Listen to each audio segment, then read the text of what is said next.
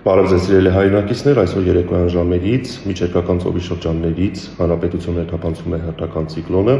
այսպիսով այսօր երեկոյան ժամերին եւ հունվարի 13-ի լույս 14-ի գիշերը շրջանների մեծ մասում, հունվարի 13-ի ցերեկը եւ 15-ին հիմնականում հարավային մարզերում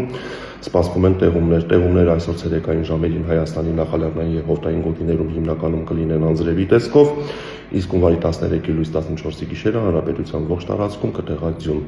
Այսօր երեկոյան ժամերին եւ հունվարի 14-ի գիշերը Հայաստանի առանձին շրջաններում ձյան տեղումները կլինեն զգալի, լեռնային առանձին գոտիներում սպասվում է քամուշ գնացում 14-ից 18 մետր/վայրկյան արագությամբ, բուք, ցածր հորիզոնական տեսանելիություն։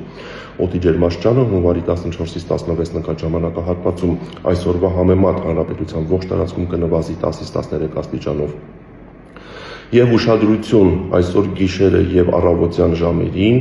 հանրապետության բոլոր ավտոճանապարհներին սպասվում է մերկասառույց, որը պայմանավորված է ջերմաստիճանի կտրուկ անկման հետ։